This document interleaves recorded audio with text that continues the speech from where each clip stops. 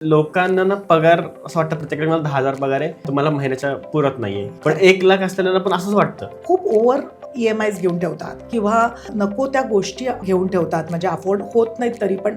So तिथे कुठेतरी गडबड होते आणि मग तो पगार पुरत नाहीये.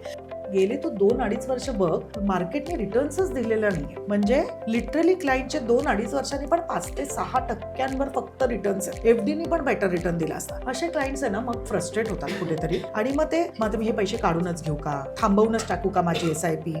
फॉर एक्झाम्पल 1,000 रुपये घेतले, 500 रुपये त्यांनी स्वतःच्या खर्चांसाठी, आणि ते पण ना प्रॉपर प्लॅन करायला सांगायचा की तुला गॅजेट घ्यायचा आहे, तुला गेम घ्यायचा आहे, टॉय घ्यायचा आहे, तू हे पैसे दर महिन्याला सेव्ह करणार आहे, 6व्या महिन्याला जाऊन आपण हे वस्तू घेणार. आणि नंतर म्हणणार की माझा पोरगा उधळपट्टी करतो, पण आपण त्याला काय शिकवलं ते मॅटर करतो पहिले लहानपणी. मग अशा कोणत्या 5 गोष्टी आहेत तुम्हाला वाटतं की ज्या पालकांनी आपल्या मुलांना शिकवल्या पाहिजेत? दी मराठी पॉडकास्टच्या आपल्या नव्या एपिसोडमध्ये आपण परत एका विषयावर बोलणार आहोत, तो म्हणजे फायनान्स. आणि आपल्याकडे ऑलरेडी त्या गेस्ट आल्या होत्या लास्ट इयरला, आणि लास्ट टाईम त्यांचा कंटेंट तुम्हाला खूप आवडला होता आणि म्हणून आम्ही त्यांना परत आपल्या पॉडकास्टला इन्व्हाइट केलेलं आहे. तर मॅडम, मी आता जी नवीन ऑडियन्स आहे त्यांना तुमच्याबद्दल थोडं सांगा. मी Pragya Tamhane, certified financial planner आणि founder of Pat financials. Okay. आम्ही आज जवळजवळ 2200 क्लायंट्स मॅनेज करतो, मस्त. त्यातनं 400+ NRI क्लायंट्स आहेत. आणि ही जर्नी माझी 15 वर्षापूर्वी सुरू झालेली. त्याच्या अगोदर मी IT फील्डमध्ये होते, मायक्रोसॉफ्टला जॉब केला आहे, कॅनडामध्ये 6 वर्ष राहिलेली आणि सिॲटल मायक्रोसॉफ्टला आधीचा ओके. माझा एक्सपिरियन्स आहे. आणि त्याच्यानंतर कंप्लीट ट्रान्झिशन टू फायनान्स. आणि मला सांगायला आवडेल की 2200 क्लायंट्स आज मॅनेज करतो आहे. वा. त्याच्यानंतर आमचं 15 लोकांचा माझा टीम आहे. ठाण्याला हैरांद आणि मेडोजला माझं ऑफिस लोकेटेड आहे. आणि ज्या क्लायंट्सचं आम्हाला भेटायचं असतं ते इधर आम्हाला पर्सनली इधर गुगल मीट और झूमवर कनेक्ट करतात किंवा माझ्या ऑफिसला सुद्धा व्हिजिट करतात 11 ते 6च्या मध्ये. ओके. सो मला म्हणजे आज तुझ्या प्रश्नांना उत्तर द्यायला आवडेल, आणि त्यातनं कुठल्या क्लायंट्सला काही त्याचा उपयोग झाला तर हो. अगदीच त्याच्यात आनंद आहे. बरोबर. आणि एवढे सगळे क्लायंट मॅनेज करणं मॅडम, आणि त्यात तुम्ही जसं मेन्शन केलं की NRI क्लायंट्स पण आहेत तुमचे, तर मग ॲव्हरेज काही जणांना तर 1,00,000 सॅलरी तर असेलच म्हणजे खरं आहे. मिनिमम. पण एक सायकोलॉजी ऑफ मनीमध्ये मी वाचलं होतं की लोकांना ना पगार असं वाटतं प्रत्येकाला मला 10,000 पगार आहे, तुम्हाला महिन्याच्या पुरत नाहीये. पण 1,00,000 असलेल्यांना पण असंच वाटतं खरं आहे. की मला महिन्याच्या शेवटी मला पगार उरत नाहीये. तर असं काय आहे की शेवटला प्रत्येक व्यक्तीला वाटतं की मला पैसे उरत नाही? तू बघ ना आजकालची खर्च. आता 1,00,000 पगार येतोय, अंदाजे त्या माणसाचा 40,000 ते 50,000चा EMI असेल, बरोबर. पण ते नसेल तर कारचं लोन असेल, परत त्याचे सबस्क्रिप्शन्स, त्यांचं मेंटेनन्स, त्यांचे इलेक्ट्रिसिटी बिल्स, त्यांचं आपले जे काही इतर खर्च असतील, लाईफस्टाईल, मुलांचं शिक्षण, इन्शुरन्सच्या पॉलिसीज, या सगळ्यांमध्ये मी क्लायंटचं बघते की हार्डली 5,000 ते 10,000 रुपये, म्हणजे जर का नीट प्लॅनिंगनी जर का सगळं नीट अलाउट केलं नसेल तर हार्डली काही अमाऊंट्स उरत आहेत किंवा नेगेटिव्हमध्ये पण कॅश फ्लोज जात आहेत. So okay. प्रॉपर बजेटिंग जे टाकत नाही आहेत ना क्लायंट, त्या क्लायंट्सना हा इश्यू येतोय, कारण का खूप ओव्हर EMIs घेऊन ठेवतात किंवा ज्या नको त्या गोष्टी घेऊन ठेवतात, म्हणजे अफोर्ड होत नाहीत तरी पण त्या वस्तू आपल्याकडे असलेल्या असतात. सो तिथे कुठेतरी गडबड होते आणि मग तो पगार पुरत नाही आहे.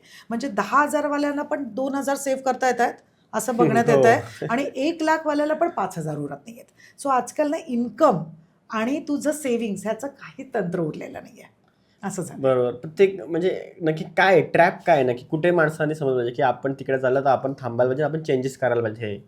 का तू बघ ना, आता समजा तू कुठेतरी मॉलमध्ये गेला, तुला iPhone आवडला, मी एक एक्झाम्पल देते आहे. तू EMIवर घेतला, तुला काय फक्त त्याचा EMI आला आहे नेक्स्ट 6 महिन्यांसाठी, समजा 10,000 रुपये. तू तो घेतलास, नंतर तू कुठेतरी शॉपिंगला गेला, तुला दुसरं काहीतरी गॅजेट आवडलं किंवा तू फ्रीज बदललास, त्याचा तुला EMI आला, तो समजा 7,000 आला. असे करत करत आहे ना, तुला काय वाटतंय मला तर फक्त 7,000 भरायचे आहेत, मला 10,000 भरायचं, माझं इन्कम तर लाखभर आहे, मला इझिली अफोर्ड होणार आहे. अफोर्ड तू करू शकतो, पण ते तुझी इन्कमची फ्लेक्झिबिलिटीच गेली ना, तुझी सेव्हिंगची पण फ्लेक्झिबिलिटी गेली. कारण का तुझे असे हे एक EMI तू ॲडअप केला तर मोठा तुझा खर्च बनतो महिन्याला. परत आपलं स्वतःचं होम लोनचं EMI असू शकतो, आपलं कार लोनचं EMI असू शकतो. ह्यात कुठेतरी ना त्या सेव्हिंग्स बाजूला राहणं किंवा त्या लाईफस्टाईलमुळे आपल्याला जे करायचं आहे पुढे जाऊन ते कुठेतरी बाजूला जातात, आणि ते इन्स्टंट ग्रॅटिफिकेशन, म्हणजे मला आता कसा लगेच आनंद मिळाला ना, तो फोन माझ्या हातात बरोबर. आला, ते फ्रीज माझं झालं, पण त्या सुखामुळे कधी कधी कळतच नाही आहे की मला हे अफोर्ड होतोय का मी हे लाईफस्टाईल वाढवण्यासाठी घेतोय. सो तिथे कुठेतरी गडबड करतात बरोबर. लोक. पण आता एक रील्सवर पण अनेक लोक सांगत असतात की EMI वाईट नाही, चांगला असतो, अगदीच. की एवढा पर्सेंटेज हवा असं तसं. मग नक्की तुमचं काय ओपिनियन आहे EMI बद्दलचं? EMI अर्थातच, म्हणजे कारण का तुला जर का तुझे ॲसेट्स बिल्डअप करायचे आहेत तर तू EMIसाठी म्हणजे त्याच्याशिवाय नाही जाऊ शकणार. तू आता 1.25 कोटीचं घर घ्यायला चालला आहेस आणि तू सगळं डाऊन पेमेंटमधनं तयारी तर तुला 50 गाठायला लागेल. सो तुला काही चांगले ॲसेट्स बनवायचे तर EMI घेणं हे फक्त ना आपल्याला समजलं पाहिजे की मी हे अफोर्ड करू शकतोय की मी हे फायनान्शियली झेलू शकतोय. ह्या 2 वेगळ्या गोष्टी आहेत. म्हणजे काय, फॉर एक्झाम्पल माझा 1,00,000 रुपये पगार आहे, मला 60,000 ते 65,000चा पण EMI परवडणार आहे. अगदी काय मला जमणार नाही असं नाही आहे. बट त्याच्यामुळे माझे पुढच्या सेव्हिंग्स मी बंद करतोय का, माझं आत्ताचं लाईफस्टाईल मी कॉम्प्रोमाइज करतोय का, माझ्या मुलांच्या शिक्षणाच्या पैशांवर त्याचा इफेक्ट येतोय का, माझ्या रिटायरमेंटवर त्याचा इफेक्ट येतो, ह्या गोष्टी समजून जर का ते EMI घेतलं म्हणजे काय थोडक्यात की मी स्ट्रेस फ्री लाईफ जगू शकतोय का मी उद्या स्ट्रेसमध्ये येऊ शकतोय, हा फॅक्टर स्वतः क्लायंटनी ते डिराईव्ह केलं पाहिजे की मला शांत झोप लागू शकते का बाबा हे EMI घेतल्यावर. तर तो EMI नक्कीच तो अफोर्ड करू शकतो आणि त्याने घ्यावा. त्याला नसेल हे की बाबा माझं उद्याची झोप जाणार आहे, की मला उद्या माझा जॉब गेला तर काय, माझ्या मुलांचं म्हणजे शिक्षणाचं काय होईल, माझी मेडिकल स्टेबिलिटी काय आहे, माझ्याकडे कंटिंजन्सीज आहे की नाही, ही जर का प्रश्न पडत असतील अशी EMI आल्यावर, तर मग तो EMI हानिकारक होऊ शकतो. बरोबर. असं. पण EMI मध्ये आता आपण बघतो की सर्वात म्हणजे होम लोन, म्हणजे प्रत्येक कपलकडे होम लोन हे एका असणारच. पॉईंट नंतर असणारच. कारण जसं तुम्ही म्हटला की हो, असं कोणच असायला- नाही की जो एवढे पैसे लगेच देऊ शकतो. बरोबर आहे. 1.5 कोटी 2 कोटी म्हणजे भारताचे आपण जर काढलं तर किती पर्सेंटमध्ये लोक असतील बरोबर. की कारण असं का करतात. खूप मोठी लायबिलिटी येते ना रे, म्हणजे लगेच कसे आणणार, तर आपल्याला पूर्ण जसं आपण आत्ता बोललो की खर्चच एवढे असतात आणि त्या लाईफस्टाईल ॲड झालेलं आहे. आता तू सगळं डाऊन पेमेंटच तयार करायला गेला तो माणूस तर त्याला 10-15 वर्ष लागतील. इन्फ्लुएन्सरला बोलणं फार सोपं आहे की 15 वर्षांनी घर घ्या, असं होणार आहे का? आपण स्वतः चांगले राहतोय ना. तर त्यामुळे घर हे असलंच पाहिजे, दोघंही कमवत आहेत तर घर हे घेणारच. पण त्याचं नीट थोडंसं प्लॅनिंग केलं म्हणजे क्लायंट जेव्हा मला अप्रोच करतात ना, आता तू बघ 2 सेट ऑफ क्लायंट्स आहेत. मी आता तुला एक्झाम्पल देते इथे. आत्ता माझ्या एका क्लायंटचं त्यांनी ना घर बुक केलं 2 BHK. मोठा चांगला त्याच्याकडे कॉर्पस आहे आणि माझ्याशी कन्सल्ट केलं वगैरे. मी म्हटलं का रे बाबा 2 BHK का 3 BHK का नको?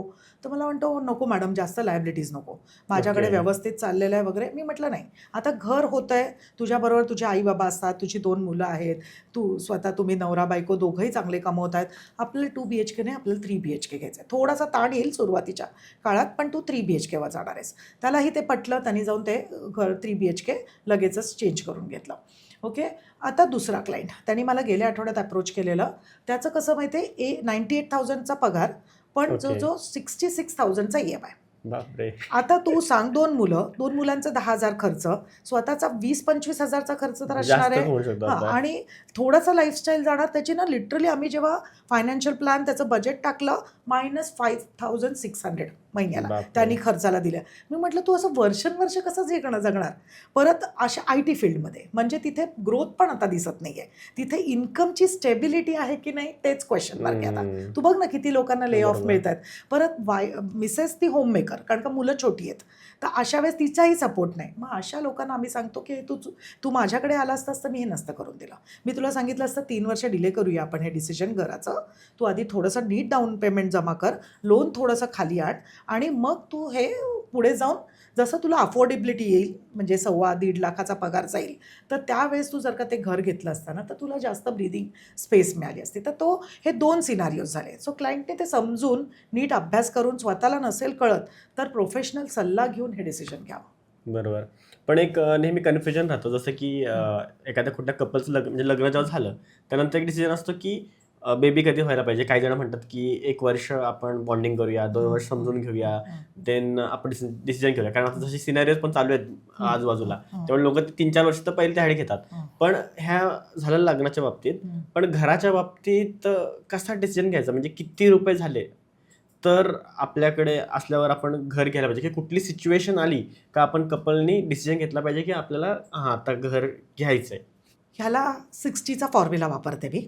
म्हणजे Okay. तुझा पगार समजा 1,00,000 रुपये आहे, त्याला मल्टिप्लाय बाय 60 म्हणजे 60 ते 65 लाखाचं घर तो अफोर्ड करू शकतो. ओके. रिझन त्याच्यामागे असं असतं की समजा तुला तुझं इन्कम 1,00,000 रुपये हातात येत आहे दोघांचं मिळून किंवा एकट्याचं, त्याच्यातनं तुला 65 लाखाचं घर म्हणजे 15 लाख तू डाऊन पेमेंट करणार, 10 ते 15 लाख. बाकीचं तू लोन उचलणार म्हणजे 50 ते 55 लाख. त्याचा EMI कुठेतरी 45 ते 50 हजार येणार. म्हणजे तो तुझा 1 लाखातनं 50 हजार गेला. घर खर्चासाठी 20-25 हजार गेले. मुलांच्यासाठी 5-10 हजार रुपये गेले आणि बाकीचे त्याचे सेव्हिंग्स टिकून राहतील या हिशोबावर तो कॅल्क्युलेशन्स. म्हणजे काय, आपण 45 to 50% ऑफ युअर इन्कम आपण त्याच्यावर आपले लायबिलिटीज नाही घेतली पाहिजे. लोक काय करतात माहिती आहे, बँका देतात म्हणून 60 ते 65-70% पण लोन घेतात आणि मग 70% लोनमध्ये गेल्यावर 30%त खरंच तुझं घर, तुझं लाईफस्टाईल, तुझं वेकेशन्स, तुझ्या फ्युचरचे जे सेव्हिंग्स असतात ते नाही होत. म्हणजे शक्यच होत नाही क्लायंटला. आणि मग तिथे कुठेतरी ना खूप स्ट्रेस येतो. त्यातनं जॉबची अनसर्टनिटी हे सगळीकडेच चाललेलं आहे आता. परत फॅमिलीची साधी अपेक्षा असणार की आपण वर्षातनं एकदा तरी कुठेतरी बाहेर गेलं पाहिजे. तेही मीटअप नाही झालं ना, मग तो माणूस एकदम फ्रस्ट्रेट होऊन जातो. आणि असे बरेच क्लायंट्स कुठून कॉल करतात की मॅडम आता काय करू. त्यातनं आता काय फॅड झालं आहे माहिती आहे, की इंस्टाग्राम आणि सगळे रील्स बघून वगैरे सेकंड होम घेणं, थर्ड होम घेणं, तिथे तर अगदी मेसअप करून ठेवतात. म्हणजे गरजच नसते अशा गोष्टींची. सो थोडा सल्ला घेऊन केलं ना, तुम्ही अफोर्ड करतायत, नक्कीच आम्ही तुम्हाला सांगू बिंदास घ्या. पण नाही तर आम्ही सरळ सांगणार, सर अभि हे डिसिजन थोडंसं आपण लांब करूया, आत्ता लगेचच हे डिसिजन नका घेऊ, आपण थोडेसे आधी आपण इन्कम म्हणजे डाऊन पेमेंट तयार करूया आणि मग ते घेतलेलं बरं पडतं. ओके. पण आता अजून एक मोठा कन्सर्न येतो की लोक खूप फसतात की जसं नवरा बायकोची इन्कम कॅल्क्युलेट करून डिसिजन घेतात. बरोबर आहे. ठीक आहे ना, की आता बायको माझी आहे, तिला 40,000 पगार आहे, बरं, मला 1 लाख रुपये पगार आहे आणि आपण 3 लाख रुपये जवळपास होतं तर आपण घेऊया. बरं. पण काही असा डेटा सांगतो की एका पर्टिक्युलर पॉईंट नंतर स्त्रिया most of the time job सोडतात की एज ऑफ 40 नंतर पोरं माझी मोठी आहेत, त्यांचं लक्ष द्यायचं आहे किंवा त्यांचे प्रेग्नन्सी नंतर पुढचे त्यांना प्रॉब्लेम चालू होतात. मग त्यामुळे ते जॉब सोडायचंच बघतात की मला नाही करायचा जॉब आता. मग तो जो दोघांनी मिळून घेतलेला डिसिजन तो एकावर येतो. सो मग कपलनी ह्या गोष्टी पण लक्षात घ्यायला पाहिजे का? Definitely yes. आणि हे कोणावर पण येऊ शकतं. बायकांवर जास्त पर्सेंटेजमध्ये दिसलं जातं, कारण का त्यांना चॉईस नसतं. म्हणजे घराला त्यांची गरज जास्त असते, अजूनही तसंच असतं. तर त्यामुळे 80% or 60% of the time ladies ह्या डिसिजन घेतात. पण हे आजकाल तू पुरुषांचं बघशील तर त्यांनाही ले ऑफ्स वगैरे मिळत आहेत. तर इथे काय करावं माहिती आहे का, एक सुंदर सुविधा कंटिंजन्सी फंड, इमर्जन्सी फंड्सची आलेली आहे, जिथे तू आजकाल तर आम्ही सांगतो, पहिले तर आम्ही 3 ते 6 महिने सांगायचो, आता तर मी सांगते 6 ते 12 महिने ठेवा पैसे बाजूला. म्हणजे काय, आपला जो खर्च असेल, समजा 50,000 खर्च आहे आपला, 50,000चे मल्टिप्लाय बाय 6 म्हणजे 3.5 ते 4 लाख. बऱ्यापैकी जर का नीट ठेवायचं असेल, कारण का तुमचे हेवी EMIs वगैरे चालू असतील, तर 5 ते 6 लाख रुपयानं सरळ बाजूला करायचे. कारण का उद्या समजा तुमचा पगार नाहीच आला, म्हणजे तुम्हाला ब्रेक मिळाला किंवा काही अशा घटना आल्या, तर तिथे हेच पैसे तुम्हाला 7 ते 8 महिने तरी सस्टेन करू शकतील. म्हणजे त्या पर्सनला ना एकदम प्रेशर येत नाही. नाहीतर काय होतं बघ, आता ITचा जॉब गेला ना, परत त्याच लेवलवर तुला किंवा कुठलाही चांगला प्रोफेशनल जॉब, चांगल्या प्रोफाईलचा जॉब जर का गेला, तर त्याच प्रोफाईलला परत जॉब मिळणं हा कधी 5 ते 6 महिने पण वेटिंग पिरियड लागू शकतो. आणि मग त्याच्यात एवढं फायनलीमध्ये स्ट्रेस येतं की जर का तुझे कंटिंजन्सीज इन प्लेस नसतील, तुझे मेडिक्लेम इन प्लेस नसतील, तर त्या फॅमिलीवर खूप मोठा धक्का बसतो त्यांना. आणि मग तिथे त्या फायनान्शियल स्ट्रेसमुळे कधी मेडिकल पण म्हणजे आपली हेल्थ पण बिघडू शकते. तर त्या ह्याच्याने इमर्जन्सी कंटिंजन्सी फंड्स हे असलेच पाहिजेत, ज्या आधीच्या काळात एवढी गरज नसायची, कारण का थोडी तरी सर्टनिटी होती, लाईफस्टाईल तेवढं कमी होतं. आता तसं नाही राहिलंय. बरोबर. त्यामुळे आणि परत एक अजून इन्सिडेंट सांगतो की आता माझ्याच बहिणी मला म्हटलं होतं एकदा की माझा 1ली ते 10वी पर्यंत जेवढा खर्च होता ना, तो माझ्या मुलाच्या 1 वर्षाचा खर्च झाला आता. खरंय. आधी आपण पासेस काढायचो किंवा शिक्षण फ्री होतं किंवा तेवढं फॅडच नव्हतं की अशा कॉलेजला जायचंय, अशा कॉलेजला जायचंय. पण आता तसं नाही आहे. आता लहानपणीपासूनच जाम खर्च जास्त झालेले आहेत. तर मग अशा सिच्युएशनमध्ये मुलांचं कसं आपण अफोर्ड करणार? तर पगार तेवढे नाहीत. म्हणजे मी तुला हसण्याची गोष्ट म्हणजे माझं इंजिनिअरिंगचं शिक्षण आहे ना, 16,800 रुपयात झालंय 4 वर्षाचं. म्हणजे अगदी 4,000 हे वर्षाला फी होती फ्री सीट्समधनं. आणि आता माझा मुलगा शिकतोय, he is doing masters in Canada. आणि तुला म्हणजे 45 to 50 lakhs वर्षाचा खर्च येतोय. बापरे. आणि हे आताची गोष्ट आहे.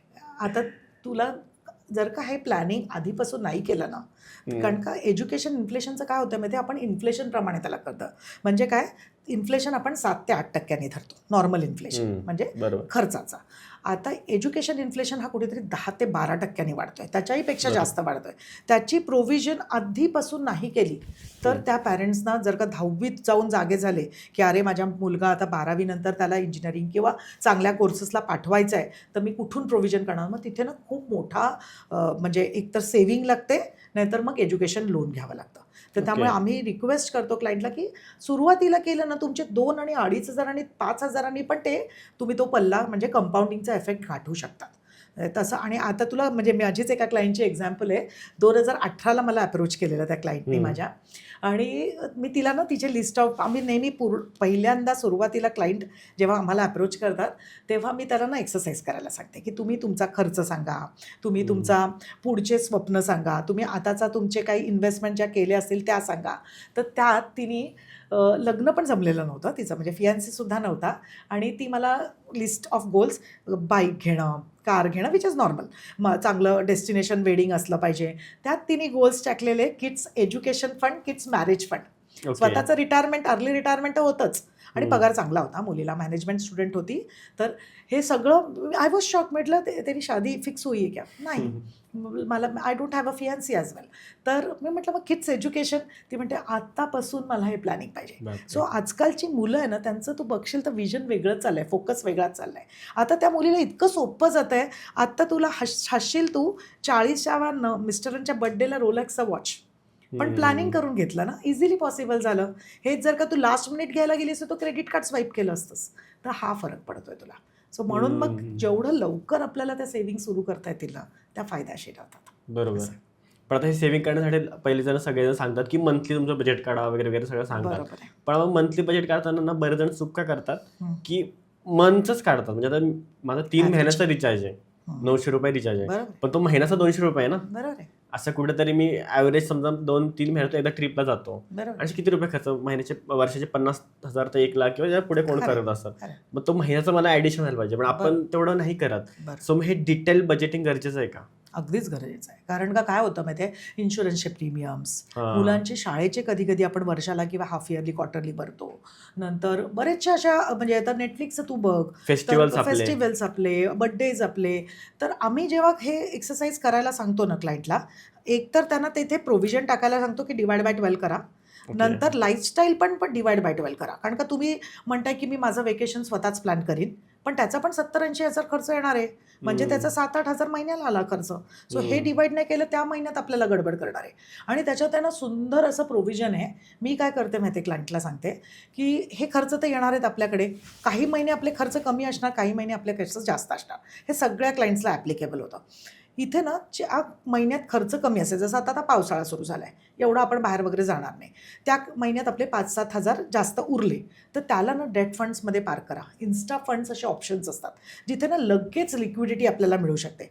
अशा फंड्समध्ये आपल्याला जवळजवळ कुठेतरी 5 ते 7.5% मिळतात ॲट इमिडिएट लिक्विडिटी. क्लायंट्सने अगदी जर का काही कन्फ्युजन्स असेल तर आपल्याला विचारावं, मी नक्कीच गाईड करीन त्यांना. तर अशा फंड्समध्ये ना ते 5-7 हजार, कधी 2 हजार, कधी जे जमतील तसे टाकायला सुरू करतात. ज्या महिन्यात जास्त खर्च आहे त्यातनं काढून घेतात. आता बघ ना किती सोपं झालं ते गणित. तर असं जेव्हा करतो आपण, मला यू विल बी सरप्राईज. माझी छोटी जे क्लायंट्स आहेत 30, 32, 29 वर्षाची मुलं 3.5 आणि 4 लाखाचे कॉर्पस बनवले तशा फंड्समध्ये. आता त्यांना ते वेकेशन, आता तू जे इंडियन वेकेशन टार्गेट करत होता, उद्या तुला ते इंटरनॅशनल वेकेशनमध्ये पण प्लॅन करता येईल. सो हे सगळ्या ज्या ना छोट्या छोट्या गोष्टी असतात, हे तुम्हाला प्रोफेशनल सल्ल्याने खूप जास्त क्लिअर होतात. बरोबर ना. आणि आता कसं आपण महाराष्ट्रात राहतो, म्हणजे मी मध्ये उज्जैनला जात होतो, तर तिकडे राहायचं आहे ते 700-800 रुपयामध्ये 1,500, म्हणजे नॉर्मल स्टार्ट, आणि 2-3 हजार मध्ये एकदम चांगलं. आणि मी कोकणात गेलो तर तिथे 2,000 रुपये असेच. कारण का डिमांड वाढलाय ना रे असा. म्हणजे तू बघ ना आता तारकर्ली वगैरे, गोवा तर किती कॉस्टली झालंय. म्हणजे this is the lifestyle inflation which म्हणजे आपल्याला ते काउंटर करता आलं पाहिजे.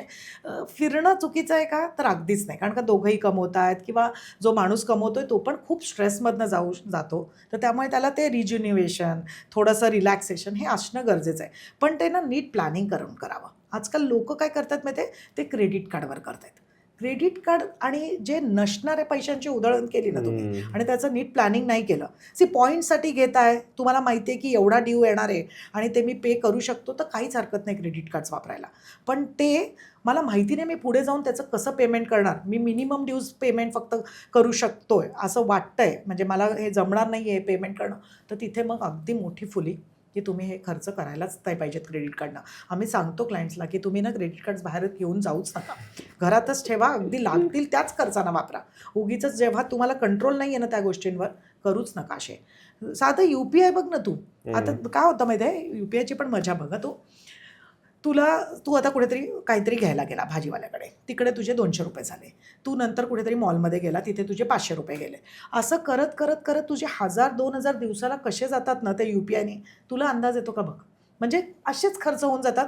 महिन्याच्या एंडला तुला विचार करावा लागतो की अरे माझा खर्च गेला कुठे. पण तू ते छोटे छोटे छोटे ॲडअप केले ना, तुला कळेल ह्या गोष्टींची मला गरजच नव्हती. मी उगीचच माझं वायफळ खर्च करत गेलो या UPIच्या पेमेंट्समुळे. हे आधीच्या कॅश जेव्हा cash वापरायचो नव्हतं. आपल्याला, तेव्हा हा त्रासच नव्हता ना. आपण लगेच आपल्या खिशाला कळायचं की अरे संपलेत पैसे, आपल्याला काहीतरी करायला पाहिजे, किंवा आपण हे, किंवा कितींदा असं व्हायचं चेंज नाही आहे तर जाऊ दे मग आता मी हे घेत नाही, असं पण व्हायचं. झालंय. सो ते सगळ्या गोष्टींना कुठेतरी ॲडव्हान्स आपण होतोय, जायलाच पाहिजे त्या दिशेने आपल्याला, पण त्या आपल्या मनाला नियंत्रण घालणं हे आपल्याला जमलं पाहिजे. पण आता आपण हे मॅडम पॉडकास्ट जे करतो आणि रील्स पण आपले जातात, बऱ्याच फायनान्शियल ॲडवायझर पण सांगत असतात वेगळ्या गोष्टी, तर त्यामध्ये ना लोकांचं असतं की यार तुम्हाला बोलायला काय होतंय, एवढे पैसे आणायचे कुठून, म्हणजे आमचे खर्च होतात, इन्व्हेस्टमेंट होतच नाही. त्यांना काय तुम्ही सांगा. कोविडचा काळ बघितला आपण, किती डिफिकल्ट गेलं लोकांना. वर्षभराची फक्त वर्ष 1.5 वर्ष लास्ट झालं, त्याच्यातच आपले एवढे वांदे झाले घर खर्चाचे. तू विचार कर, रिटायरमेंट 60 ते 85-90 पर्यंत जाणार आहे आणि आत्ता आपण रडतोय की माझ्याकडे खर्चाला पैसेच उरत नाही आहेत, जेव्हा आपण अर्न करतोय. हेच रिटायरमेंटला तुमच्याकडे खरंच अर्निंग कॅपॅसिटी नसणार, तुमची हेल्थ साथ देत नसणार, तर त्यावेळेस तुला ते घर खर्च चालवायचे. तू म्हणशील माझा मुलगा बघून घेईल, तर मुलाला पण त्याचे खर्च असणार आहेत ना. आत्ताच दिसतंय आपल्याला आपलेच खर्च आपल्याला अफोर्ड होत नाहीये. आमचा काळ आहे ना हा शेवटचा असणार आहे बहुतेक, जे आईवडिलांना बघतायत. नंतरची मुलं ना अगदी ओपनली बोलतायत की आम्हालाच आमचे खर्च आम्हाला झेपणार. ते मला दिसतंय त्यांच्या ह्याच्यातनं, कारण का लाईफस्टाईल एवढ्या गतीने वाढतंय ना की आपल्याला आत्ता जर का हा विचार त्यांनी केला नाही, जे परीक्षक बोलतायत त्यांना 60 ते 85 खरंच डिफिकल्ट जाणार आहे. म्हणजे माझ्याकडे क्लायंट्स येतात L&Tमधनं जॉब, चांगल्या चांगल्या कंपनीजमधनं जॉब, आणि रिटायरमेंटला कॉर्पस किती उरलाय माहिती आहे, फक्त 20 ते 25 लाख. आता सांग 25 वर्ष तुला 20 ते 25 लाखात तुझं चालणार आहे का? तुला 25-30 हजार महिन्याला खर्च तर असणार आहे, काही औषधांवर, काही घराच्या खर्चांवर, काही मेंटेनन्सवर. तू कुठेतरी जाणार. तर खरंच मग विचारतात मला, आता काय कुठे चुकलो प्रज्ञा. मी म्हटलं हा आधी विचार करायला पाहिजे होता ना तुम्ही. आता तर तुम्हाला सेव्हिंग करावीच लागणार, आता तर तुम्हाला नोकरी करावीच लागणार. तर मग तिथे अशी जर का त्या काळात नोकरी नसेल करायची, तर आत्ता हा जास्त नाही, आपल्याला पगार कमी आहे, आपल्याला असं नाही आम्ही म्हणत की मोठ्या मोठ्या सेव्हिंग्स घ्यायला पाहिजेत, पण तुम्ही 1000, 2000, 5000 तर सेव्हिंग करू शकता. तिथून सुरुवात करा. जसं तुमचा लाईफस्टाईल, म्हणजे तुमचा पगार वाढत जाईल, तुमचे ॲप्रेसल्स होतील, तुमचा जॉब चेंज होईल, तसं तसं तुम्ही SIP स्टेपअप करा. पण सुरुवात करणं हे फार महत्त्वाचं आहे. मग तो छोटा मुलगा असू दे 18, 20, 25 वर्षाचा, किंवा ते ज्यांना पगार जास्त नसतो, तर त्यांचं हे. आणि तू बघ ना आजकाल सेकंड सोर्स ऑफ इन्कम किती इझिली लोक बनवतात. म्हणजे कितीतरी मी अशी बघते की ते चांगले IT मध्ये जॉबला आहेत, पण ते स्वतःचं सेल्फ प्रोजेक्ट घेत आहेत, फ्रीलॅन्सिंग करतायत, पॉडकास्ट करतायत, कितीतरी डिफरंट ॲव्हेन्यूज आलेत. तर मला तर हे पटतच नाही जे लोक म्हणतात की माझा एवढूसा पगार हातात येतोय, ह्यांना बोलायला काय सोपं आहे. मार्ग आहेत, तुम्ही फक्त कम्फर्ट झोनमधनं बाहेर जात नाही. आता तू बघशील तर आम्ही फायनान्शियल प्लॅनर्स होतो, आमचे सगळे गोल्स क्लायंटनी कनेक्ट करावं आणि मी दाखवते माझे सगळे गोल्स अचिव्ड आहेत. माझं अर्ली रिटायरमेंटसुद्धा अचिव्ड आहेत. माझ्या मुलीचं शिक्षणाचा पण पुढचा खर्च निघून गेलेला आहे. मुलगा तर माझं शिक्षण झालेलं आहे. मला पाहिजे तर मी घरी बसू शकते, पण 12 तास काम करते. का? तर मला माहिती आहे मला फ्युचरला जर का माझं लाईफस्टाईल मेंटेन करायचं आहे आणि मला चांगलं लाईफ जगायचं, तर मला काम करणं हे भाग आहे. पॅशन आहे ती वेगळी आहे, आवड आहे ती वेगळी आहे, पण कुठेतरी ती एक रेस्पॉन्सिबिलिटी पण आहे. ती रेस्पॉन्सिबिलिटी तुझ्यामध्ये त्या पर्सनमध्ये आली पाहिजे. दुसऱ्यानं टीका करणं ना हे खूप सोपं आहे काम, कारण का ते तर आपलं कामच आहे. पण त्याच्यावर ॲक्शन घेणं हे कठीण आहे. आणि ते ॲक्शन घेणं, उद्या ते आपल्यालाच थँक्यू बोलतील की अरे ह्या मॅडम अशा बोलल्यामुळे माझ्या आज एवढे तरी पैसे झाले, आणि ते ऐकायला आपल्याला आवडेल. बरोबर. पण त्यामध्ये कसं आहे की मला एक गोष्ट लक्षात आली आहे, जसं आम्ही पण आमची पर्सनल ब्रँडिंगची एजन्सी आहे, तर आम्ही लोकांना ते सांगतो की ठीक आहे, प्रत्येकाला वाटतं तुमचं करतो, पण ते नाही होत. 1-2-3 वर्ष गेल्यानंतर लक्षात येतं की अरे त्यावेळेस जर आपण आउटसोर्स केलं असतं तर बरं झालं असतं. फायनान्समध्ये पण आहे, प्रत्येकाला वाटतं की अरे मी करू शकतो, हे काय आहे ChatGPTला, AI ला हे सगळे आन्सर माझ्याकडे आहेत, पण तो जो डिसिप्लिन आहे मॅडम तो येतच नाही. कसं होतं मी तुला सांगते, तू खूप जोशाने सुरू करतोस, काही चुकीचे फंड्स घेतो का, तर मी बघते 60 ते 70% क्लायंट्सना परफेक्ट फंड्स निवडतात. कारण का ChatGPT, क्लॉड, बरेच मेकॅनिझम्स आहे, इन्फ्लुएन्सर्स, मित्र, कोणी ना कोणतरी काही ना काहीतरी गाईड करतात, आणि ते अगदी काही चुकीचे जातात फंड्स असं नाही, फक्त होरायझनप्रमाणे केले जात नाहीत. म्हणजे 3 mid cap 2 small cap fund चांगले असतील, पण मला 2 वर्षांनी पैसे पाहिजेत, आणि मग तिथे मिड कॅप आणि स्मॉल कॅप नाही घेतले जात आमच्याकडनं. सो अशा चुका करतात मात्र क्लायंट्स. पण काय होतं, जसं आता गेले तू 2-2.5 वर्ष बघ, मार्केटने रिटर्न्सच दिलेलं नाही आहे. म्हणजे लिटरली क्लायंटचे 2-2.5 वर्षांनी पण 5% ते 6% फक्त रिटर्न्स आहेत. FDनी पण बेटर रिटर्न दिला असता. असे क्लायंट्स आहे ना मग फ्रस्ट्रेट होतात कुठेतरी, आणि मग आता मी हे पैसे काढूनच घेऊ का, थांबवूनच टाकू का माझी SIP, मग माझी SIP थांबवून टाकू का, मग मी हा फंड चांगला नाही आहे दुसऱ्या फंडमध्ये जाऊ का, ह्या सगळ्या कन्फ्युजनमध्ये ना सगळा गोंधळ घालतात. आमच्याकडे ना 4 ते 6 महिन्यात क्लायंट्सचे रिव्ह्यूज होतात. त्याच्यात बघितलं जातं कुठला फंड अंडर परफॉर्मन्सला आहे का, काही चेंजेस करायची गरज आहे का, तुला हे पैसे लागणार आहेत का काही महिन्यात, ह्याच्यावरनं डिसिजन्स घेऊन त्या फंड्समध्ये चेंज केले जातात. ते तुला स्वतःला कसं कळणार त्या पर्सनला, कारण का तो कुठेतरी दुसऱ्या फील्डमध्ये एक्सपर्ट आहे, ह्या फील्डची एक्सपर्टीज तर आमच्याकडे आहे. तर त्यामुळे कुठेतरी जे माझे 2012-14चे क्लायंट ना छोट्या अमाऊंटपासून आज चांगला कॉर्पस क्रिएट केला आहे, ते असेच नाही पैसे झाले. त्याच्यावर डिसिप्लिन्ड होती, त्याच्यावर मॉनिटरिंग होतं, त्याच्यावर पिरियडिक रिव्ह्यूज होते, आणि मग हे कॉर्पस क्लायंटचे तयार झालेत. सो त्याला तुम्हाला थोडा प्रोफेशनल हेल्पही लागतेच. बरोबर, तेच ना. आणि थर्ड पर्सनच्या पॉईंट ऑफ व्ह्यू बघतो, माणूस हे इमोशनल बिईंग आहे, जसं की आपण आपली इमोशनल डिसिजन घेऊन टाकतो. बरोबर आहे. म्हणून कन्सल्टंट असणं किंवा कोणतरी आपल्याला गाईड करणारं असणं त्यात नेहमी फायदाच आहे. खरं आहे. म्हणजे फंड सिलेक्शन्स, आता तुम्ही काय कराल, फंड सिलेक्शन जसं आपण बोललो की पास्ट परफॉर्मन्स बघणार, मित्रांकडनं बघणार, ChatGPTला विचारणार, बरेच काय काय AI झालेत त्यांना विचारणार. तू जेव्हा माझ्याकडे मी दाखवते क्लायंटला की किती बेसिसवर फंड सिलेक्शन्स होतात, सो लिटरली आम्ही 20 पॅरामीटर्सवर फंड सिलेक्शन्स करतो. म्हणजे क्लायंटला हे कळणार पण नाही, स्टँडर्ड डिव्हिएशन काय आहे, त्याचा बीटा काय आहे, त्याचं प्राईस टू अर्निंग काय आहे, तो किती कॅशमध्ये बसला आहे, त्याचा एक्सपेन्स रेशो काय आहे, त्याचं रोलिंग रिटर्न्स काय आहेत, त्याचं शार्प रेशो काय आहे, हे जे टर्म्स तुम्ही ऐकलेले पण नसतात, त्याचं व्हेरियन्स काय आहे, ह्या पॉइंटर्सवर ते फंड्स सिलेक्ट होतात. जसं फॉर एक्झाम्पल गेल्या 2 वर्षात ना इंडियन इक्विटीजने रिटर्न्स दिले नाही, म्हणजे शेअर मार्केटने आपल्या इंडियाच्या तेवढे त्या प्रमाणात रिटर्न्स दिले नाही. पण तू बघ, गोल्ड सिल्वरने चांगले रिटर्न्स दिले, ग्लोबल फंड्सनी चांगले रिटर्न्स दिले. आम्ही जेव्हा क्लायंटचा एखादा पोर्टफोलिओ म्हणजे 5 ते 6 फंड्स क्लायंटला जेव्हा रेकमेंड होतात, त्याच्यात हे सगळं एक्सपोजर टाकतो. कारण का तू रोज जर का वरण भातच जेवला तर तुला कसं, तू कंटाळणार ना कधीतरी, आणि तुला पोटाला म्हणजे आपल्या अंगाला आहार पण नाही मिळणार.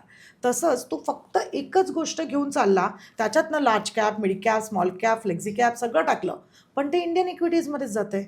तू जर का ग्लोबल नाही घेतलं, तू गोल्ड सिल्वर नाही घेतलं, तू डेट नाही घेतलं, तर तुझं सगळं मिक्सचर चुकतं. मग तिथे खरा फायनान्शियल जो नीट अभ्यास आहे, त्याला त्याचा एक्सपिरियन्स आहे, त्या लोकांना जर का कन्सल्ट केलं क्लायंटनी, तर खूप खूप मोठ्या प्रमाणावर हा फरक पडू शकतो क्लायंटच्या पोर्टफोलिओमध्ये. म्हणजे इन्क्लुडिंग फंड सजेशन्स, कारण का हे टाईम होरायझननी, हे ॲसेट अलोकेशननी, हे त्यांच्या रिस्क ॲपिटाईटनी हे फंड्स दिले जातात, जे तुम्हाला काहीच कळणार नाही त्यातलं. हे काय बोलतायत मॅडम, असं ते क्लायंटचं बोलणं होतं. आणि परत त्यात AIचा आपला विषय निघाला तर मी एक लोकांना सांगू इच्छितो, म्हणजे प्रत्येक क्षेत्रामध्ये, फायनान्समध्ये पण किंवा आमच्या क्षेत्रामध्ये, कुठल्याही क्षेत्रामध्ये काय होतं मॅडम माहिती आहे का, की आता मी तुम्हाला एक एक्झाम्पल देतो. मग आमच्या ह्याचं काय झालं, मी एक फिल्म मला डिसाईड करायची होती की मला कुठली फिल्म बघायची आहे, तर मी AIला सांगितलं माझी ही टेस्ट आहे, असं आहे माझं, मला एवढ्या सिरीज बघितल्या, त्याच्यावर तू अंदाज काढ की मला कुठली सिरीज रिकमेंड करायला पाहिजे. तर त्यांनी 5 सिरीज रिकमेंड केल्या, ज्या की चांगल्या होत्या. त्याच्या 2 मी ऑलरेडी बघितल्या होत्या. तर मी त्याला म्हटलो की तू ह्या सिलेक्ट सांगितलंच मला, पण त्यातल्या खालच्या मला आवडल्या नाही आहेत. आणि मी त्याला असं म्हटलो की मी ऑलरेडी बघितली सिरीज सांगितली की मी स्पायडर नॉयर नावाची सिरीज बघितली ती कशी आहे. तो म्हणला हा ही एकदम बेस्ट आहे, तुझ्या टेस्टनुसार ही बेस्ट आहे. म्हटलं जर माझ्यासाठी ही बेस्ट आहे तर तू सांगितलं का नाहीस. तर तो काय म्हटलं माहितीये का की तू मला स्पेसिफिकली नव्हतं सांगितलंस की ही डिटेक्टिव्ह कॅटेगरीमध्ये मला सजेस्ट कर. म्हणजे तो म्हणतो की मलाच सांगतो की तू चुकलास. मग कधी कधी त्याला माहितीच नसतं. म्हणजे ऍज अ ह्युमन बिईंग माझ्या मित्राला विचारलं असतं तरी 10 गोष्टी मला सांगितल्या असतात. तर तुमचं फायनान्शियल ऍडवाइस मध्ये एआयला काय माहिती का, त्याला स्पेसिफिक नॉलेज माहिती आहे. जोपर्यंत तुम्ही त्याला विचारत नाही ना हे पाहिजे का ते पाहिजे, कारण का तो रोबोट आहे शेवटी, त्याला ते तेवढंच तुम्ही फीड दिलं तेवढंच तो उत्तर देणार आहे. आणि ते देण्यासाठी स्वतः एक्सपर्ट पाहिजे बरोबर. त्याला विचारण्यासाठी. आता आपण आपल्या समोर जेव्हा कन्सल्टिंग होतं तेव्हा कितीतरी प्रश्न विचारले जातात. कंटिंजन्सीज आहे का, मेडिक्लेम आहे का, इन्शुरन्स आहे का, नंतर तुझा पगार किती आहे, तुझ्याकडे बॅकअप किती आहे, तुम्ही दोघं जण कमवताय का एकटा कमवतोय, तुमचे पुढचे गोल्स काय आहेत, कधी हे पैसे लागू शकताय, किती रिस्क टेकिंग ॲपिटाईट. म्हणजे क्लायंटला कळणारपणे बोलता बोलता ओघाने हे सगळे प्रश्न मी क्लायंटला विचारून गेलेले असते. त्याच्यानंतर त्याच्याकडनं किती चुका होणार आहे. फक्त फंड्स कधी कधी अंडर परफॉर्मन्सला जाऊ शकतो, तिथे गडबड होऊ शकतं. आणि मार्केटचं व्हेरिएशन, कारण का मार्केट कोणाच्या कंट्रोलमध्ये नाही. आजकाल तर तू बघतोयस, ट्रम्प हे बोललं की मार्केट कोसळलं, असं बोललं की तिथे मार्केट चढलं. तर त्यामुळे त्या गोष्टी कुठल्याही ॲडवायझरच्या हातात नसतात. पण त्याला त्याच्या एक्झॅक्टली अंडरस्टँडिंग समोरच्या पर्सनच्या त्याच्या रिक्वायरमेंटप्रमाणे आम्हाला बरोबर त्या ट्विक करता येतात. कारण का माहिती आहे 5 वर्षात किती कोणी काही बोलू दे, मार्केट इक्विटी फंड्समध्ये रिटर्न्स देणारच देणार.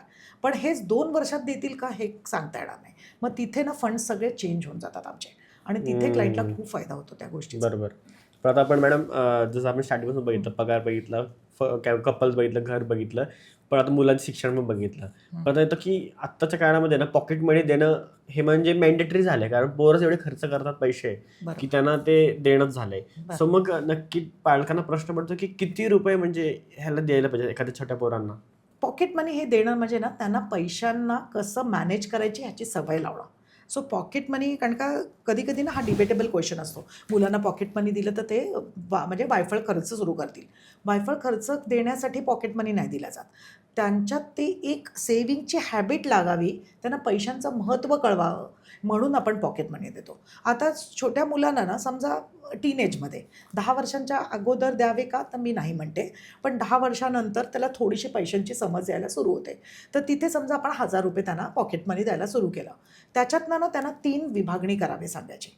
म्हणजे एक त्यांच्या खर्चांसाठी, कारण का शेवटी कसा खर्च करायचा, कसा बजेटिंग करायचा हे त्यांना कळलं पाहिजे, म्हणून ती एक विभागणी. सेकंड त्यांच्या सेव्हिंगसाठी, कारण का जेवढ्या सुरुवातीपासून आपण त्यांच्यामध्ये सेव्हिंगची ती हॅबिट टाकू ना तेवढं त्यांना ते पैशांचं महत्त्व कळायला लागतं. आणि तिसरं ना त्यांच्या गिफ्टिंगसाठी, म्हणजे समाजाला, आपल्या लोकांना थोडंसं गिफ्ट केलं पाहिजे. ही प्रवृत्ती आपणच म्हणजे पालकांनीच ती त्या मुलांमध्ये आणली पाहिजे. सो जेव्हा ह्या कॉम्बिनेशनमध्ये आपण त्यांना पॉकेट मनी देतो, फॉर एक्झाम्पल ₹1000 घेतले, ₹500 त्यांनी स्वतःच्या खर्चांसाठी, आणि ते पण ना प्रॉपर प्लॅन करायला सांगायचा की तुला गॅजेट घ्यायचं आहे, तुला गेम घ्यायचा आहे, तुला काही गोष्ट घ्यायची आहे, टॉय घ्यायचा आहे, तू हे पैसे दर महिन्याला सेव्ह करणार आहे, 6व्या महिन्याला जाऊन आपण हे वस्तू घेणार. सो त्यालाही कळलं की बजेट झालं ह्याच्यात. तिसरं म्हणजे आता ₹1000 ₹500 गेले, ₹300 समजा उरले, तर ते तुझे सेव्हिंग करणार.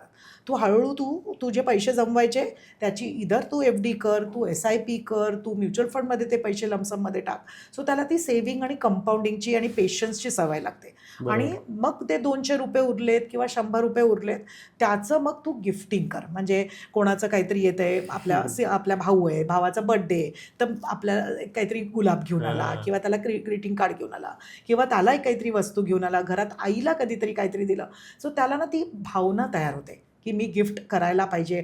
हे जेव्हा तुम्ही कॉम्बिनेशनमध्ये मुलांबरोबर रुततात ना, तेव्हा ती मुलं बघ सगळं चुकत नाहीत, त्यांना त्याची व्हॅल्यू असते. आणि ते करणं मी सगळ्या पालकांना सांगते की तुम्ही हे एक्सपेरिमेंट करून बघा. मुलं खूप छान तयार होतात आणि त्यांना सेल्फ कॉन्फिडन्स येतो. तर ते होण्यासाठी मुलांना पैसे पॉकेट मनी म्हणून द्यावे. बरोबर. पण मग आता देण्याआधी एज्युकेशन पण गरजेचं आहे, बरोबर की नाही? कारण फक्त तुम्ही दिले आणि छोट्या पोरांना काय एक्सपेक्ट करणार ना तुम्ही. बरोबर आहे, खरं आहे. आणि नंतर म्हणणार की माझा पोरगा उधळपट्टी करतो, पण आपण त्याला काय शिकवलं ते मॅटर करतं पहिले लहानपणी. मग अशा कोणत्या 5 गोष्टी आहेत की तुम्हाला वाटतं की ज्या पालकांनी आपल्या मुलांना शिकवल्या पाहिजेत? कसं आहे माहिती आहे, मुलांना ज्या प्रिन्सिपल्स किंवा फंडामेंटल्स आहे हे आधीपासून शिकवणं हे फार महत्त्वाचं जातं. हे जेवढं लवकर त्यांच्यामध्ये बिंबवेल तेवढं त्यांना त्याचा उपयोग होऊ शकतो. त्याच्यातनं पहिली गोष्ट म्हणजे पहिलं त्यांना समजलं पाहिजे की पैसे कमवायला ना मेहनत लागते. आई वडील 10 ते 8 जॉब करतात किंवा कितीतरी तास बाहेर घालवतात तेव्हा हे पैसे येतात. दुसरी गोष्ट म्हणजे त्यांना खर्च कसा माहिती आहे का, इन्कम आल्यावर खर्च जाऊन मग सेव्हिंग्स पूर्ण करणं ही चुकीचं फॉर्म्युला आहे. तर त्यांना आधी समजलं पाहिजे की इन्कम आल्यावर आधी आपले सेव्हिंग्स किंवा इन्व्हेस्टमेंट जायला पाहिजेत आणि मग ज्या उरलेले ते पैसे मध्ये. सो हे ना त्यांना सुरुवातीपासून की आम्ही आपली इन्व्हेस्टमेंट येते, मग SIP जाते आणि मग माझे पैसे जे उरतात ते खर्च. हे सुरुवात जर का नीट त्यांना समजावून सांगितलं त्यांनाही त्यांच्या लाईफमध्ये ते उपयोगी पडणार आहे. तिसरी गोष्ट म्हणजे त्यांच्या नीड्स आणि वॉन्ट्समधला डिफरन्स. म्हणजे पटकन आवडली ती गोष्ट आणि आपण विकत घेऊन दिली त्यांना, तर त्यांना ते कळणारच नाही की ही माझ्या गरजेची होती की ही माझ्या फक्त मला इच्छा होती म्हणून मी घेतली. सो नीड्स आणि वॉन्ट्समधला फरक हा मुलांना कळलाच पाहिजे. चौथी गोष्ट म्हणजे त्यांच्या EMIवर कंट्रोल. म्हणजे काय होतं माहिती आहे का, खूपदा आईवडील क्रेडिट कार्ड स्वाईप करत राहतात. मुलांना वाटतं हे तर काय पैसे म्हणजे काय आपल्या हाताशीच आहेत, तर त्याचे पैसे आपल्याला द्यावे लागतात. त्या महिन्याला ते क्लिअर करायला लागतं क्रेडिट कार्डचं बिल. हे आधीपासून नाही कळलं तर मुलगा तो गोंधळ घालू शकतो आणि अझम्पशन करू शकतो की क्रेडिट कार्ड म्हणजे काय माझ्याचसाठी आहे. तर तो एक फरक त्यांना नक्की कळवा. आणि पाचवी गोष्ट म्हणजे पैशांना कमवणं. म्हणजे काय, आपण जे पैसे टाकतोय त्याला सेव्हिंग करणं, त्याच्यावर कंपाऊंडिंग खेळणं, त्याच्यासाठी लागणार आहे पेशन्स हे डेव्हलप करणं. हे मुलांना ना सुरुवातीपासून छोटीशी SIP मुलांची लावून दिली आणि त्यांना सांगितलं तुझे पैसे तूच मॉनिटर कर, की त्याला कळायला लागणार अरे पैसेच वाढत नाही आहेत मम्मा, का असं होतं आहे. मग त्याला वेळ द्यावा लागतो, त्याला पेशन्स लागतो. ही गोष्ट खूप सोपी नाही आहे कारण का ती मुलं छोटी असतात, त्यांची तेवढी मॅच्युरिटी लेवल ही नसते. पण काय होतं माहिती आहे, आधी नाही कळणार, आधी काय बोलतोय ते नाही कळणार. पण मी बघते आता माझी मुलं, आता तो कॅनडाला शिकतोय मुलगा, त्याला 1 महिन्याला मी बजेट दिलेले तेवढेच पैसे मी पाठवते. महिन्याच्या अखेरला बरोबर बजेट करून पाठवतो, मम्मा एवढे एवढे पैसे. सो मित्र उधळत असतात पण हा विचार करतो नाही, हे आईने एवढंच बजेट दिलं त्याच्यातनंच करायचं आहे. सो हा मला खूप उपयोगी पडला आहे. सो आपल्या क्लायंट्सने नक्की हा एक्सपेरिमेंट करून बघा. बोलणं खूप सोपं आहे मला, बट ते जेवढं आधी रुतेल ना क्लायंटच्या, म्हणजे आपण ॲज अ पॅरेंट, कारण काय होतं माहिती आहे आजकाल काय झालं आहे, नवरा बायको दोघंही अर्निंग आहेत ना. आता काय होतं, अर्निंग असल्यावर आपण मुलांना तेवढासा वेळ देता येत नाही. मग ते कुठून आपण कम्पेन्सेट करतो माहिती आहे, त्यांना जे पाहिजेत त्या वस्तू घेऊन. मग तिथे कुठेतरी आपणच त्यांना रॉंग इम्प्रेशन पाडतोय.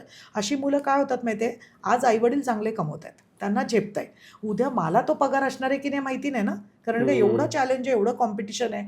मग त्यांना ते हाताशी पैसे नाही आले ना की ते डिप्रेशनमध्ये जात आहेत. अरे खूपदा मी अशी मुलं बघतीये की हाताशी पैसे असायचे पण आता स्वतःच्या पायावर उभे राहिलेत, आता आईवडील रिटायर झालेत आणि मग त्यांना ते माझ्या हातातच पैसे नाही आहेत, मी कसं खर्च करू.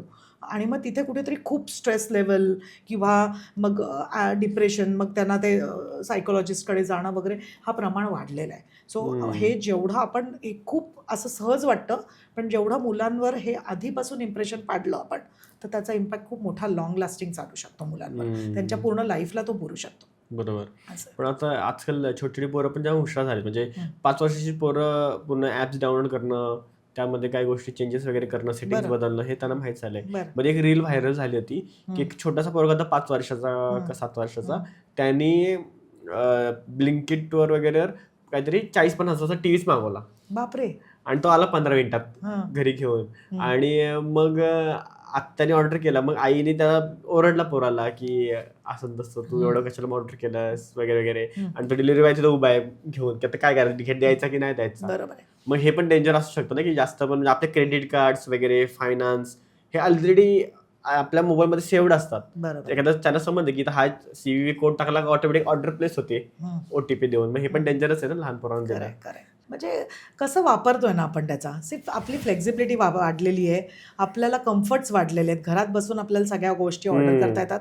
त्याचं ना कुठेतरी प्रॉज आणि कॉन्स सगळ्यांना असणार. आपण किती कमी त्याचा म्हणजे दुरुपयोग करू शकतो हे आपल्या हातात असतं. म्हणून ते थोडंसं बिंबवणं हे पण आपल्याच हातात आहे आईवडिलांचं. नंतर मग कुठेतरी रिग्रेट असावं, अरे माझ्याकडनं ही चूक झाली. त्याच्यापेक्षा आधीपासून त्यांना वळण लावणं, का आत्ता हर्ट होणार मुलं, आता जेव्हा मी आधी हे सगळं करायची ना, नाही हा खर्च तू नाही करू शकत, हे तू नाही मिळू शकत, तेव्हा राग येतो आईवडिलांचा, खूप राग येतो. आपल्यालाही वाईट वाटतं कारण का आपण मुलाला दुखावलेलं असतं. पण त्याचा पुढे जाऊन त्या मुलावर खूप मोठा पॉझिटिव्ह इफेक्ट येणार आहे. त्याला कळणार आहे हा नीड्स आणि पटकन गोष्टी मिळत नाहीत, आपल्याला त्याच्यासाठी मेहनत करावी लागते. सो ते क्लायंट्सनी म्हणजे मी अगदी क्लायंट्सला रिक्वेस्ट करते की ते आधीपासून तुम्ही इम्प्लिमेंट करा असं. बरोबर. तर आजच्या भागामध्ये मॅडम आपण सगळ्या गोष्टी बघितल्या, म्हणजे म्हणतो की आता आधीचा एपिसोड तर आहे चांगला, आणि त्या पलीकडे आता ह्या एपिसोडमध्ये आपण नवीन नवीन गोष्टी, नवीन नवीन तुमचे एक्सपिरियन्स सगळे आपण ह्या पॉडकास्टमध्ये कव्हर केले.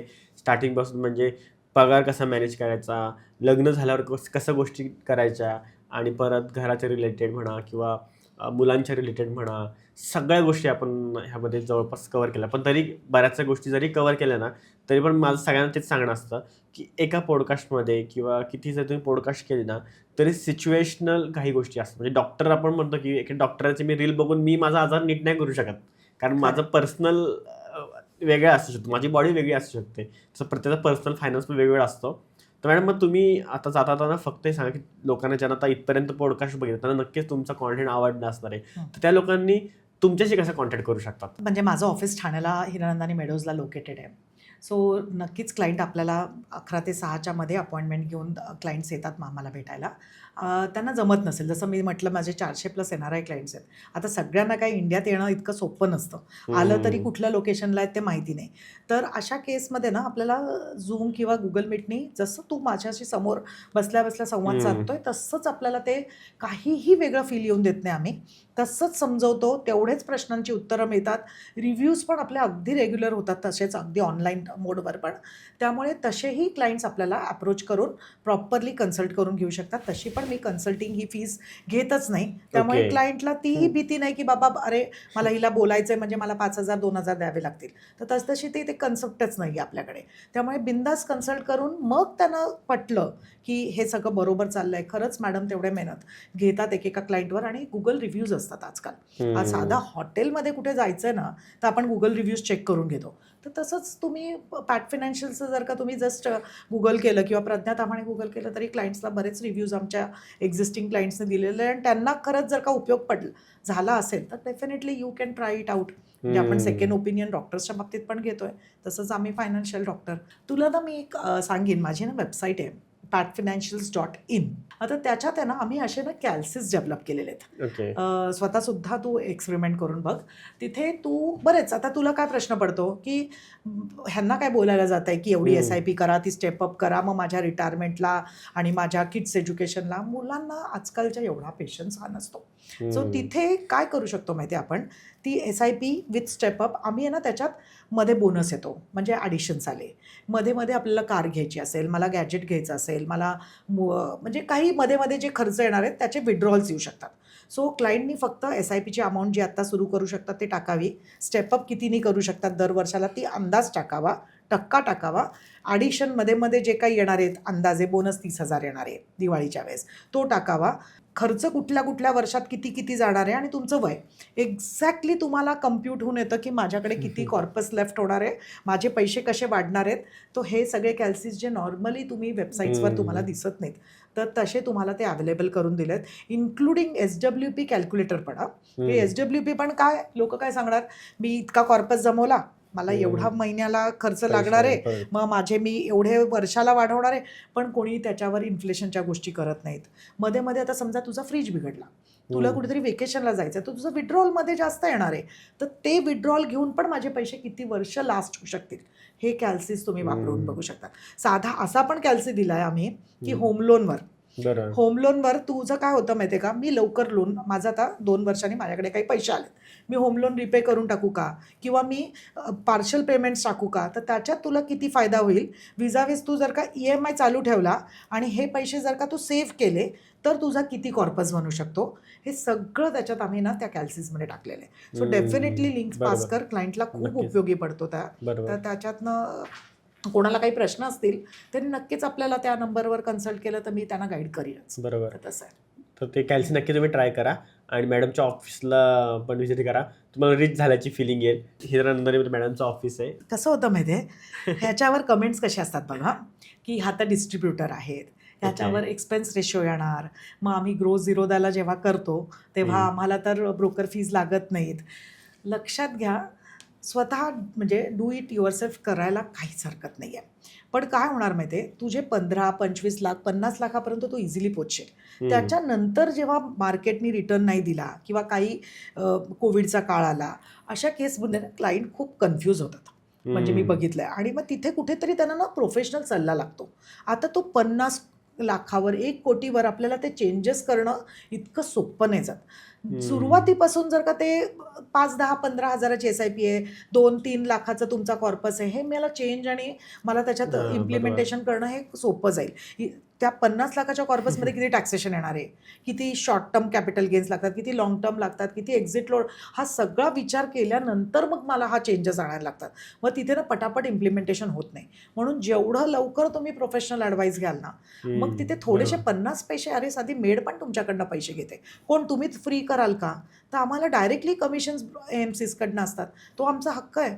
मग त्याच्यातनं तुम्हाला जर का एवढी प्रोफेशनल गायडन्स मिळतोय क्लायंटला, तर तो काय म्हणजे हरकत आहे.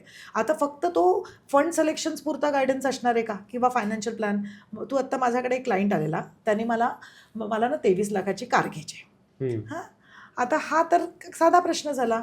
त्यात मग मी किती लोन घेऊ आणि किती मी माझं डाऊन पेमेंट करू, कितीपर्यंत EMI ठेवू, हे सगळे प्रश्न त्यालाही कळत होते. पण त्यांनी मुद्दाम ते मला कन्सल्ट केले, सो दॅट आम्ही प्रॉपरली एक्सेलमध्ये ते कॅल्क्युलेशन्स मांडले. त्याला सांगितलं, बाबा 10 लाख तुझ्या पॉकेटमधनं टाक, 13 लाख तू लोन घे आणि आपण 5 वर्षांचा टेन्युअर ठेवूया. हे सगळं जेव्हा कॅल्क्युलेशन्समधनं त्याला कळलं, तेव्हा तो किती कॉन्फिडंट झाला. हे जर का स्वतःच डिसिजन घ्यायचं असतं तर कन्फ्यूज होतात ना क्लायंट. मग अशा सगळ्या क्लायंट्स फायनान्शियल प्लॅनरशी जोडू शकतात, म्हणजे तुमच्या ह्या क्वेरीज. आणि त्याच्यामुळे ना तुमच्या ज्या चुका होणार आहेत पुढे जाऊन, त्या कुठेतरी आधीच अवॉइड होऊ शकतात. सो म्हणून आम्ही क्लायंटला रिक्वेस्ट करतो की कधी कधी प्रोफेशनल सल्ला हा चुकीचा नाही. आपण डॉक्टर स्पेशालिस्टकडे का जातो? कारण का आपल्याला माहिती असतं त्याचा बाबा तिथे अभ्यास आहे, मला उद्या काही झालं तर तो नीट करू शकतो. हे तर यूट्यूबला पण व्हिडिओज असतात. का यूट्यूब व्हिडिओ बघून काय ते एक्सपेरिमेंट करत नाही आपण प्रोफेशनल डॉक्टरकडेच जातो ना. तर तसंच थोडंसं इन्व्हेस्टमेंटच्या बाबतीत पण आजकाल ना लोक ट्रेडिंग, FNO, क्रिप्टो एवढं कन्फ्युजन करून ठेवलं. LICच्या पॉलिसी, एंडोमेंट पॉलिसी, ज्याला रिटर्न्सच नसतात, असा सगळा गोंधळ घालून ठेवतात. आणि मग नंतर तो रिकवर करणं हा आम्हाला खूप कठीण जातं. मग तिथे जरा आधीपासूनच जर का मुलांनी केलं, म्हणजे यंग जनरेशनने, तर त्याचा फरक खूप मोठा, म्हणजे त्यांचा लाईफस्टाईल कॉम्प्रोमाइज होत नाही, पण त्यांचे जे कॉर्पस आहेत ते खूप छान वाढताना दिसत आहेत. तो लाभ ते घेऊ शकतात असं. बरोबर. नाही हो, तुम्ही जे सांगितलं सगळ्या गोष्टीत मॅडम, ते लोक ऐकतील. कारण पैसे गेलेले परत येतात, पण टाईम वेस्ट झालेला परत येत नाही. कारण आणि टाईमच अशी गोष्ट आहे जी पैसे बनवायला मदत करते. जसं तुम्ही जेवढ्या लवकर SIP चालू कराल, जेवढ्या लवकर इन्शुरन्स घ्याल, जेवढ्या लवकर तुम्ही फायनान्शियल ॲडवायझर घ्याल, तेवढा तुमचा टाईम पण वाचणार आणि तुमचे पैसे पण वाचणार. आणि पैसे वाचणार पण आहेत आणि डबल पण होणार कंपाऊंडिंगमुळे, किंवा रेटनी वाढणार आहेत कंपाऊंडिंग इफेक्टनी. आय होप तुम्हाला सगळ्यांना व्हिडिओ आवडला असेल तर लाईक करा, कमेंट करा आणि चॅनलला सबस्क्राईब जरूर करा. कारण जेवढे आपले सबस्क्रायबर वाढतील ना, तेवढे चांगले चांगले गेस्ट आपण आपल्या चॅनलवर आणू शकतो. म्हणून चॅनल सबस्क्राईब करा आणि जाणून घ्या आपल्या लोकांच्या गोष्टी आपल्या मराठीत, फक्त आणि फक्त दी मराठी पॉडकास्टवर.